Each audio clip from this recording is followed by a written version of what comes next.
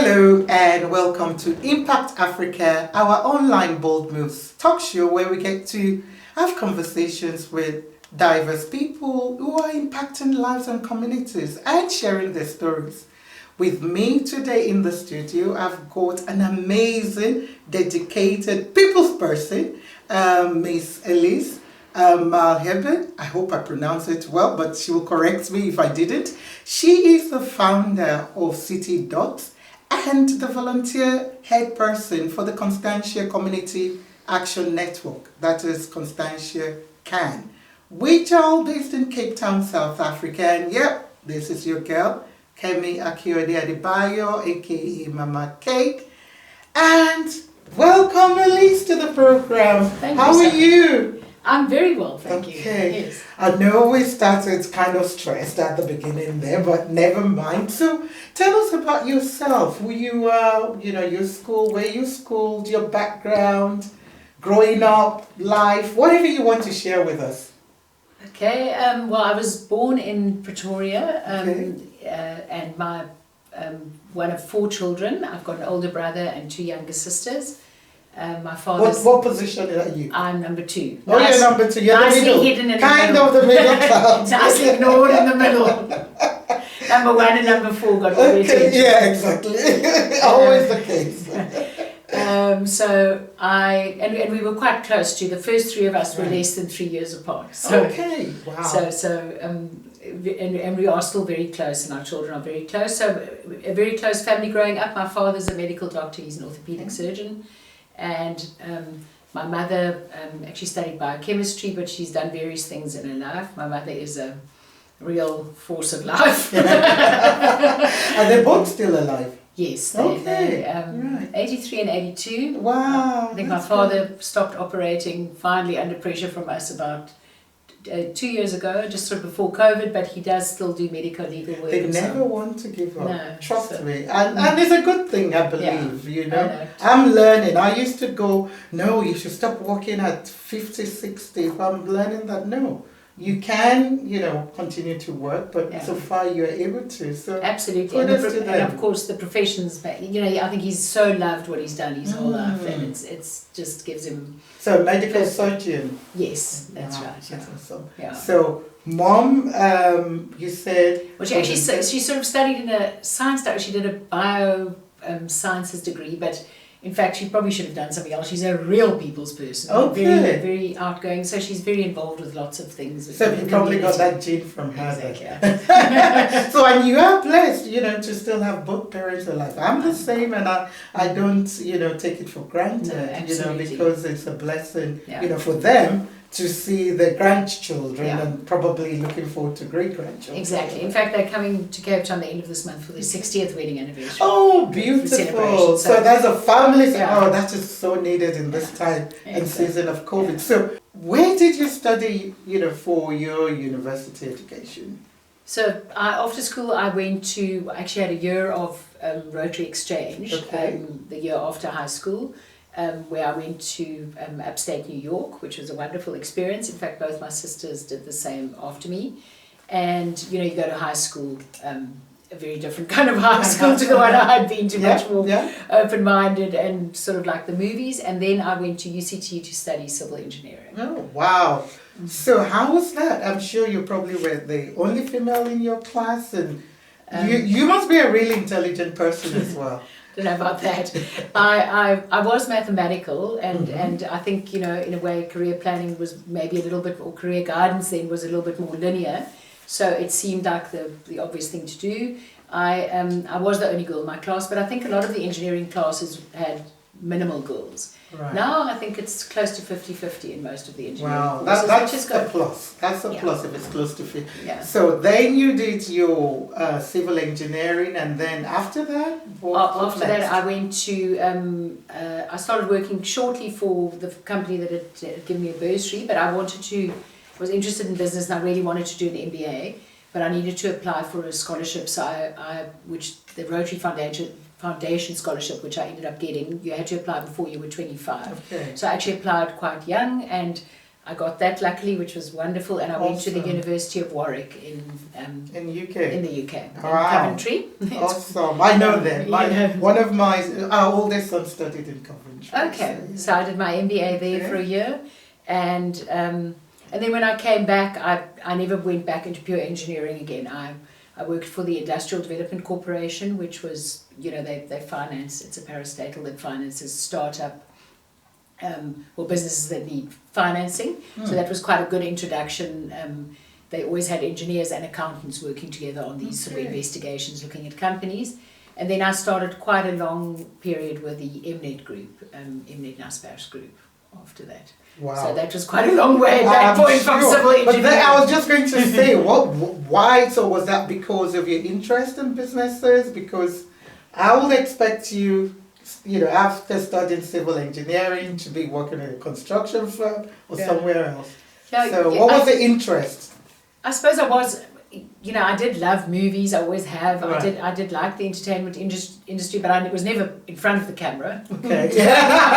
I try not to. So I think it's, as I've often said to my kids, it's, even then now we say to them, you really don't know where you're going to end up. But even then that was the case. I just took the next obvious step, and in a way that's where it was. In fact, at the time where I started at MNet, I had an option to go into a merchant bank. Right. That was my other job offer I had, and that would have been quite a different trajectory. But True. But it ended up being a really fun, exciting place to work, and I think it suited my personality, the kind of culture and environment of, it was a corporate, but it was quite a relaxed environment, and it was lovely. I really enjoyed it. So how did you make the leap to becoming a coach and some of what you do with CTDots? Tell us a little bit about what CTDots is about.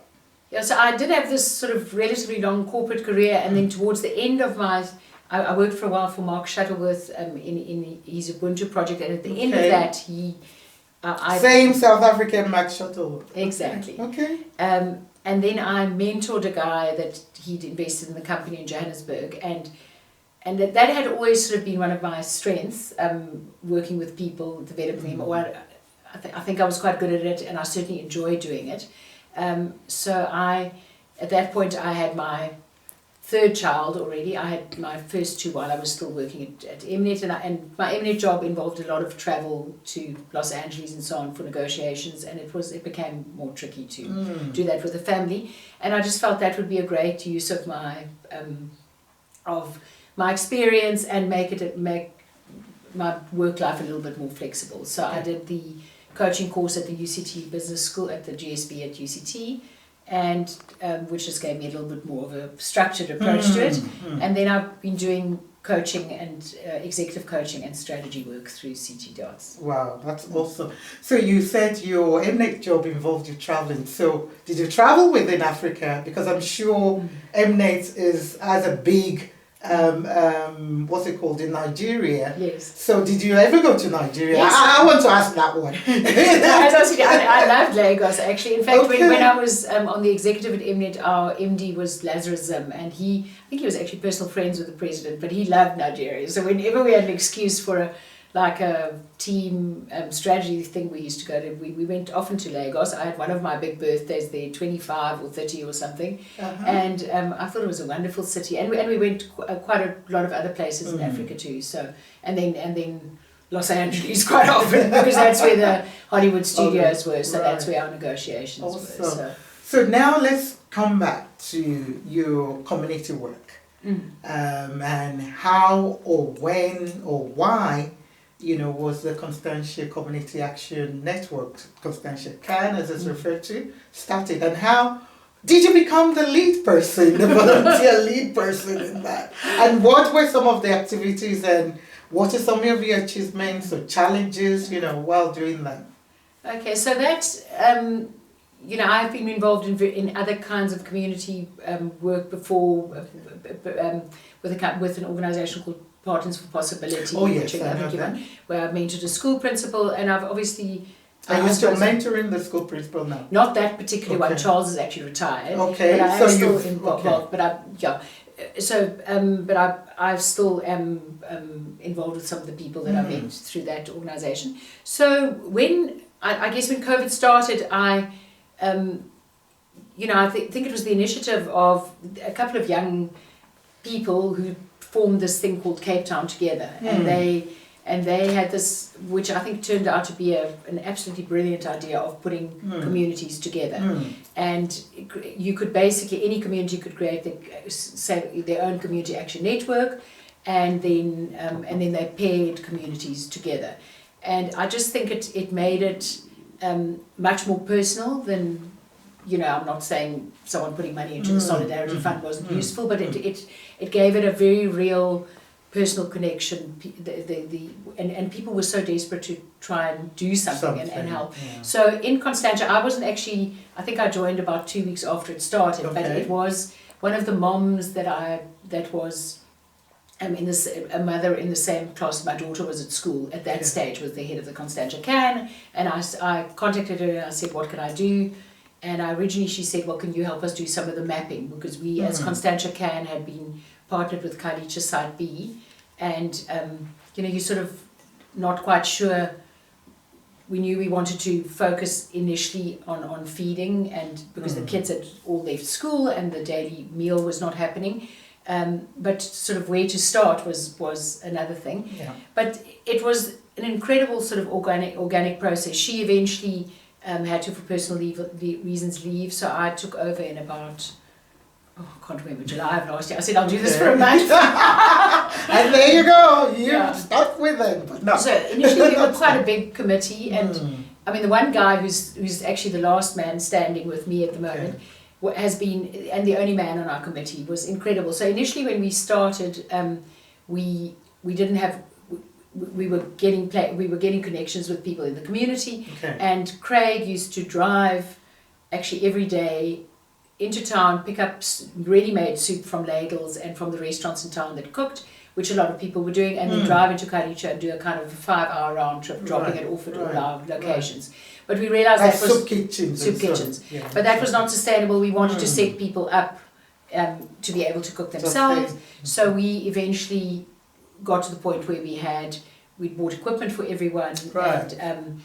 And how we found the people, there were a couple of lucky connections. Ladles of Love have been an unbelievable partner through all of this to us and to many of the beneficiaries and NGOs in the Cape. They've given us a lot of our basic product that we then delivered to the soup kitchens, but we just had to put the logistical system in place.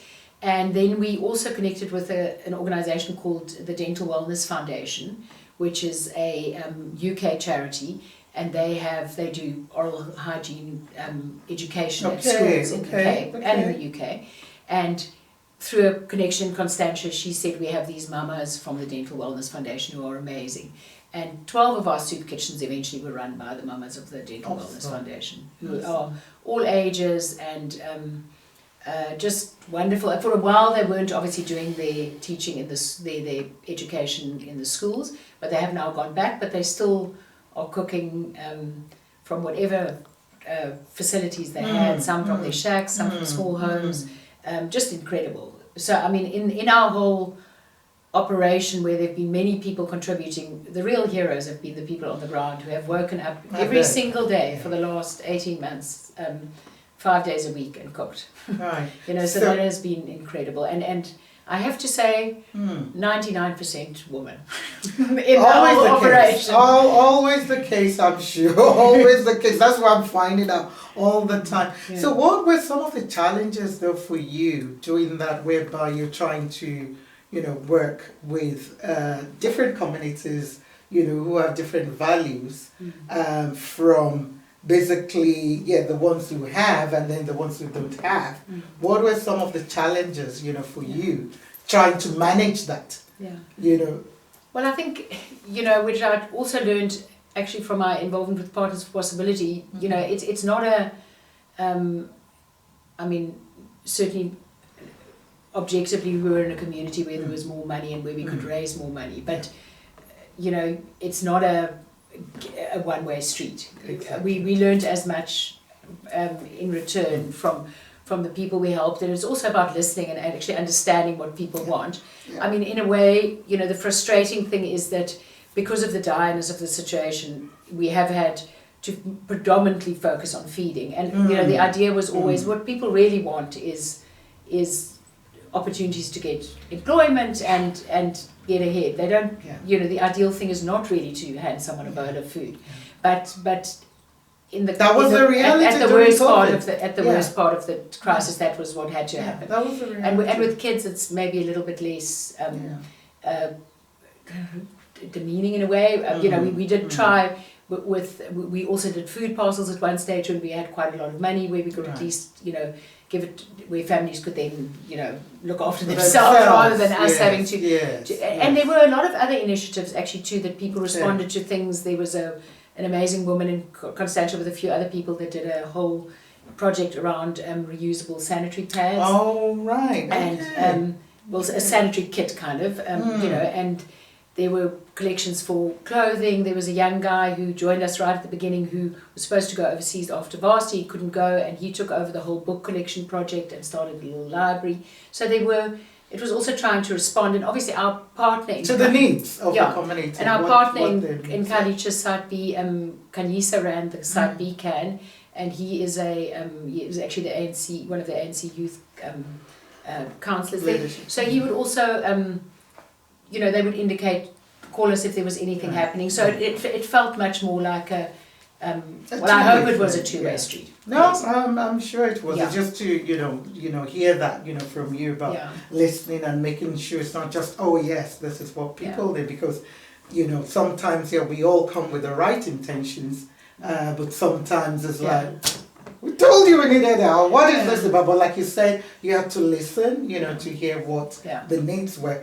So we'll be right back. We just need to stop and we'll be right back.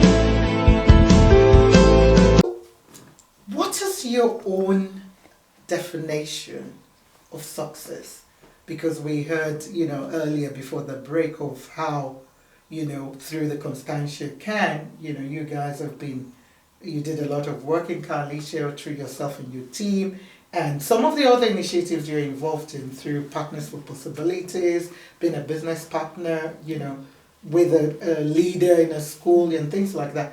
What would you say is your definition of success? And kindly share any key things as an MBA graduate as well of life lessons and success. Just a short snippet, of it. Because I know, I did my MBA as well over 20 years ago and so on. And sometimes I'm like, sometimes what you read and study when you're in the practical world, it's good, but it's like, you probably need to tweak, here and there. Yeah. So can you share with us any tips and your definition? Look, I suppose the one thing we've definitely all discovered is that it's not how much money you make or how, I think, from Ariana Huffington writing about it, about thriving and all of that, it's clearly that's not what makes people happy. I recently heard quite an interesting description of, it was actually from a church leader who was speaking on quite a sensitive topic, and he was talking about flourishing. And he said, the definition of flourishing is not that everything's necessarily going 100% well in your life. It's not that you've got all the money in the world. It is that you are your most authentic self, and you are doing something that gives you joy. And I actually think that is probably quite a good description of it. I know that's a simplification if one looks in a country like this where some people, you could say do not have the luxury to sort of discover that part. But I think in a perfect world, that would be my description of success. because it's been proven over and over that, and also people obviously get joy from doing things for other people, and that you often discover if you either accidentally happen into it or you quite deliberately go out to do that. Right. So I don't know if that does. It helps. Yeah, I love the that bit about the flourishing and so on. Let me go a little bit now back to you being a civil engineer and the only girl at that time in school, like you shared. And I think earlier on you shared about your experience where you were at a construction site and you were told, you're a woman, you're not supposed to be here. What challenges have you had to deal with as a woman, and maybe in the boardroom, in terms of your career and so on? And I'm more focused on how did you manage to handle them? Because we all know women face challenges. Look, I'm very well aware of as we all are, of the gender inequalities. I mean, in a funny way, because I was so in a male-dominated environment, and I think maybe not just because of that, I had very strong female role models in my family. My mother, my grandmother, I think every woman in my family was scary. They were strong leaders. And a very open-minded, quite modern father. So for his time. So I had this idea that I can do anything as well as a guy, as a man. So I and sometimes if you so in the minority as I was in the engineering class, there are some benefits to it, of course, in terms of I had quite an unusual qualification, for instance, and I'm sure at some point that benefited me maybe into getting into a job. Once you're in the job, I mean, of course, there are the normal preconceptions. I remember once at MNet, I flew back from a trip in America because it was the 10th birthday, they were having a big function and the whole executive had to be there. It was still a complicated thing because the flight was cancelled and I got there, and when I was on the lift going up, there were two of the board members there and they both assumed I was Chris Becker's PA. Okay. But I mean, it's fine, but it was, it's like, it's hardly terribly insulting, but there was, but it's ignorance, more than anything. It's more ignorance. But it's Yeah. So look, I still find, because I coach quite a lot of women, and there are definitely still boys' clubs in many companies, and they're often sort of almost unconscious boys' clubs. They don't even. At one company I was coaching, I said to the MD, "Do you know that all the guys you employ kind of look the same?" And what was his reply? You probably didn't see it. No, he said, "What do you mean?" I said, "Well, their kids are all basically at the same schools. They all cycle. They dress the same." And I see you coming, and he went, "You're right." I said, "Maybe mix it up a little bit." And is it ready to? Yes, I think that is. Because sometimes people don't know. It's going with what you can call another parent at whatever the school is and say, "Do you know the guy?" Yeah. You can get a recommendation that you trust, and you maybe don't even realize you're doing that. But of course, the minute you diversify things a bit and you get a few other voices in, you also see the benefit of that. Yep. So I have to say, in my own career, quite honestly, I think I've been, maybe my timing was good. I haven't personally ever had quite very overt sexism. Okay. I mean, I've got a very feminist children, all of them. They are female. How many girls do you have? I've got one daughter and then two sons, but they are all very strong on that. Right. And I do look. I mean, the issues are undeniable. So I think.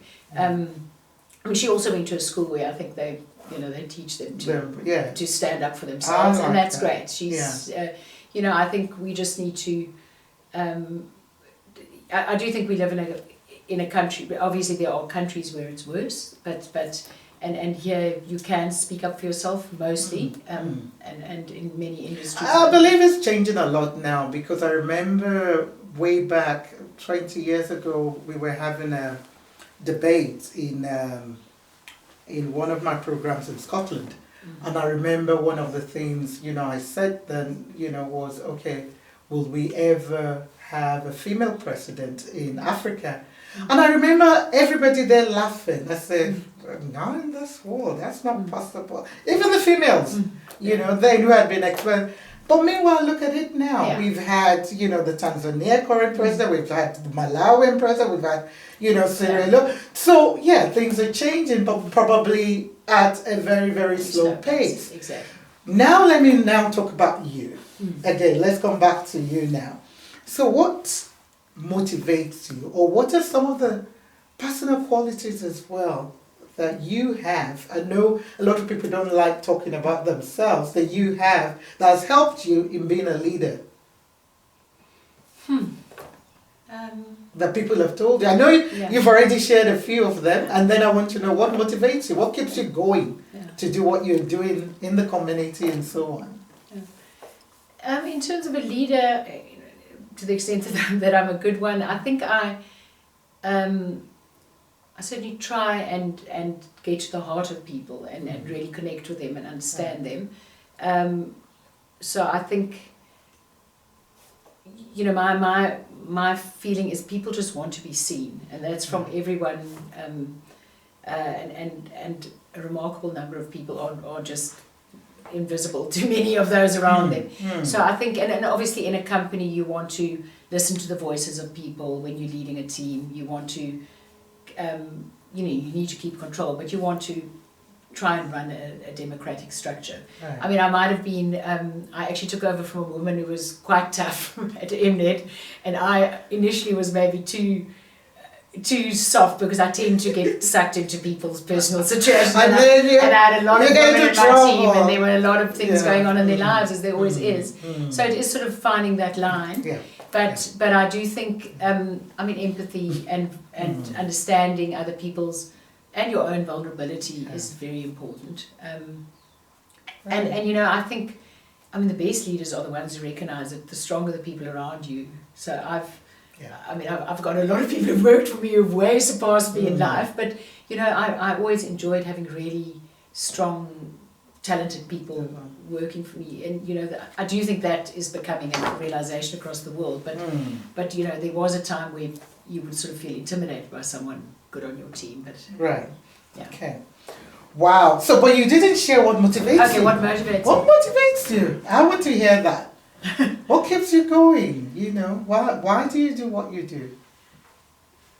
All of it.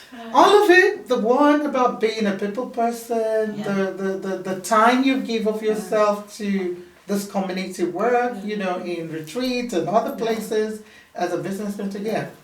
Look, I find, I love South Africa. I think it's an incredible country. I think, again, in COVID now, the stories of individual people, as I said, these individual people that I've met, go to someone's, quick aside, shack in Sisiwe, one of the women who cooked for us, she had this music system that was bigger than anything I've ever seen. And I said, Sisiwe, what is this? She says, no, my kids and my husband love to dance. And just the joy people get out of simple things, and what individual, so I feel very hopeful about this country, but I also, what is wrong here is also completely under my skin. I have to say, I can't close my eyes to it. So you just have to do what you can do. It's it's like, I just, the divide is too big, and we need to fix things. So so that is partly what motivates me to try and do what I can do, and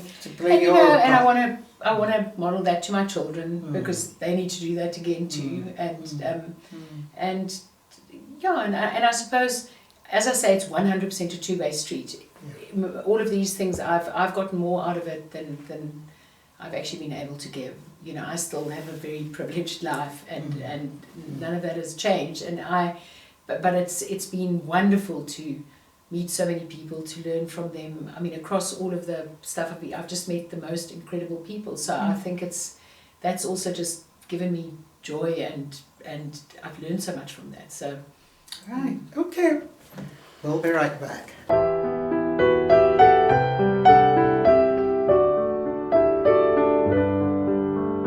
Wow, what an amazing woman you really are, and a people person, and I just basically have been fascinated with some of your work, and I commend you, as well, for all you've done so far. And my next question will be now coming into South Africa, which we've mentioned, and in closing, before we went for the break there, you shared one or two things, there about how you want to do more and see the joy, in other people's face in terms of, okay, you've got that life that you've lived and not everybody has got that. So what kind of solution, can you think of, even if it's possible or not? I don't want to talk about the problems. We all know what the problems are. Gender inequality was spoken about, the unemployment, the poverty, the racism, and so on that is there. Picking on anyone that, is close to your heart, being whatever, what would you say are the solutions for it, Whether it's feasible or not. And just let us know which one you want to focus on. Because it's a mix of a lot of things, and we can't solve them all at the same time. Exactly. So picking anyone that you are passionate about, what solutions do you think we still need, for South Africa or even Africa? Because most of the time it's the same across Africa. Yeah, I think I could tackle any of them. It's something we debate at length at our dinner table all the time, and all of the kinds of prejudice really is something that still needs to 100% be addressed. But I suppose maybe because of what we've spoken about today, maybe to talk about the inequality, right. And also because I think we've recently got the dubious honour of being the most unequal country in the world again. So I think, the one thing that I've certainly seen in action, and I know the Bertha Institute and lots of other places in South Africa are studying it, was the power of civil society under these circumstances. And of course, government has to, get its house in order, and that it is a pity that money went missing. But you can't just depend on that. And the fact that people just stepped up and did what they could within their ability. And someone said to me recently, there's not a shortage of food, and it's a guy who works in farming up in Africa. There's not a shortage of food. It just doesn't get to everyone in Africa. I agree. And I feel a bit the same way about the money. Yeah. So of course people are completely overpaid in corporates, and the wage gap is just too enormous. And okay, so in an ideal world, you want to put structural things in place maybe to address that. But until that happens, it's simply just every person recognizing, I have got an excess, and what can I do with that? And if you want to get your hands dirty, that's one thing. If you don't and you just want to give it, that's also fine. I look at the example of like a Bill Gates. They all have been criticised for various things, but just in terms of their philanthropy versus someone like Jeff Bezos that gets criticised, they both have. The one has given almost all his money away, and the other one almost nothing, and that's basically just a personal choice. Exactly. So I would say it begins with the individual. And the one stat I looked at we've distributed about just over 5 million rands in value of food through our 24 or so soup kitchens over this period. But for instance, the one thing that we sort of put a value on were the loaves of bread that people made and brought that we collected every day. And that after 18 months is at 500,000 rand. And someone making a loaf of bread making sandwiches in their kitchen probably thinks it isn't a big thing, but when you put it together as a group effort, it adds up. So I think I would say as a start for every person to just notice what's happening around them and do what you can. Wow. Okay. So, and what kind of future would you want to see for our young people? You've got young children yourself, and our women, in South Africa or Africa. What kind of future? Whether it's feasible or not? Yeah. But what would you like to see? Well, I suppose for the woman and the young woman especially, one wants a society where there's less less gender violence and more equality. But I think in general I get a sense that this generation are quite plugged into, a lot of them are very plugged into the issues, are maybe going to take a slightly different approach, they at the world. I really hope I'm right.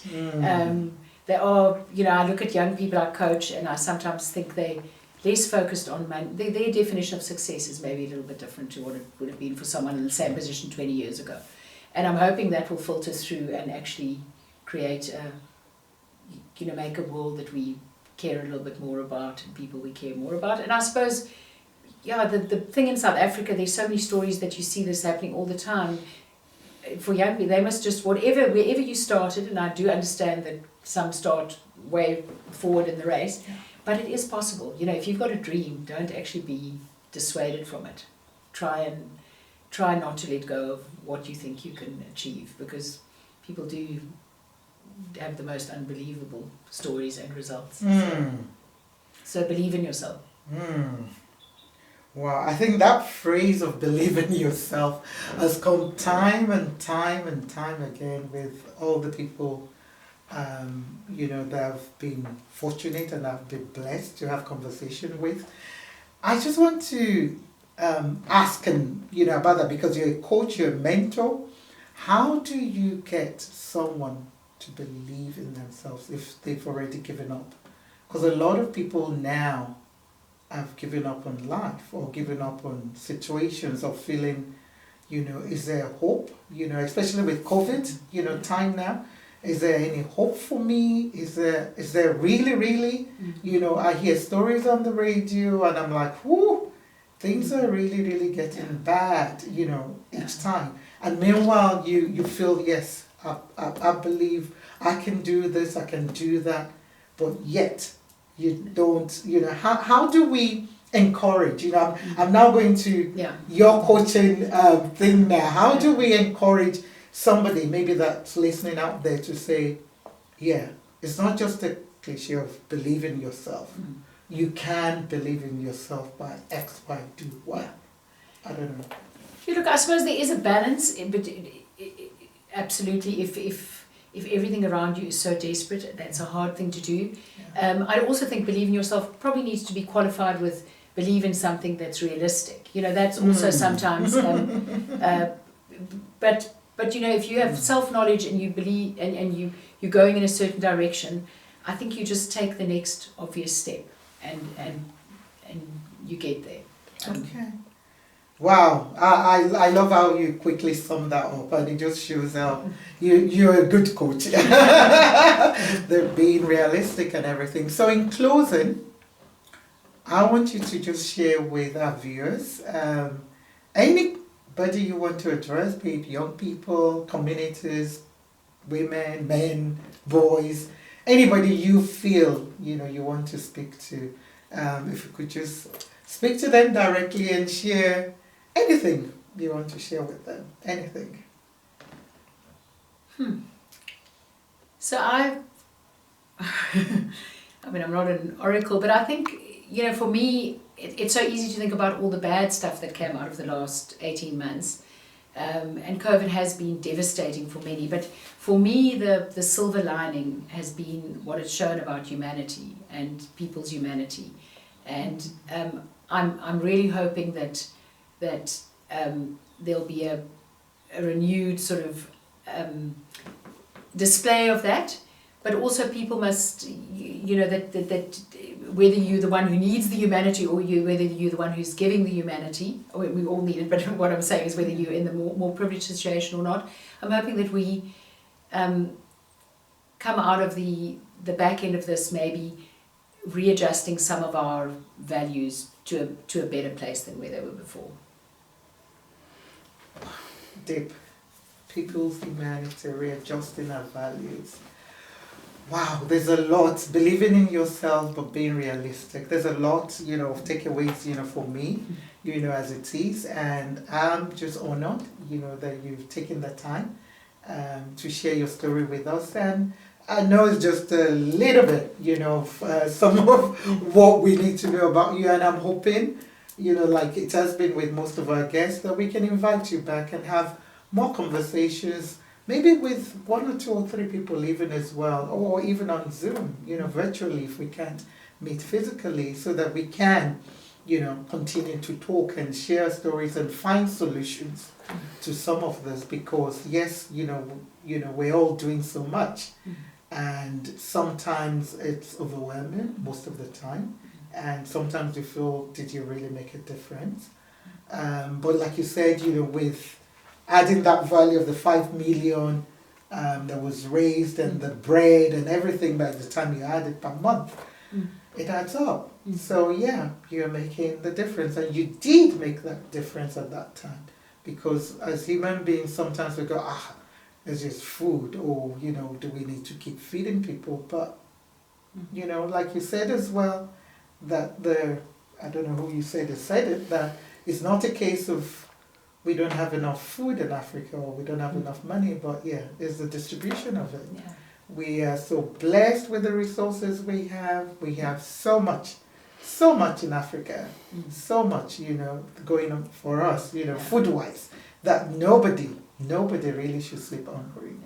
Yeah. But it is what it is, at the moment, and we can only continue to do our best. So, thank you, Elise, for your time. Thank you. I just wanted to say also, I appreciate the but I obviously was a cog in a very big wheel, and that is another thing. It was the coming together of many resources, and that's what made this our small contribution here possible. So and thank you to your team of that very big wheel, the Constantia can, and shout out to Ronelle, my neighbor, as well, who was involved, as well, and a lot of other people who have been part of that, wheel. But we need that to drive, because if you don't have, like you said, being a leader and having somebody, you didn't even start leading the Constantia can, you joined, you wanted to put your best foot forward, and you ended up with a mantle of leadership, and if you didn't step up, maybe not, you might not be able to achieve it, but you need the right people, as well around you. So thank you to all the Constantia can, and all Ladle of Love and everybody else, as well, that supported the Cape Town. Is that still existing? The Cape Town Together. Together. That's still ongoing. Okay. So thank you, and we wish you all the very best with all your community work and your business. And thank you so much. It's a pleasure. Thank you to you. Okay. And I salute you. So we continue to celebrate our women. Well done. Well, guys, that's all we've got time for today. And till next time, this is Mama K signing off. Remember, God is love. Stay safe. Stay blessed. Love you. Keep doing what you can as well to, be that, as she said, is about people's humanity. So what are you doing?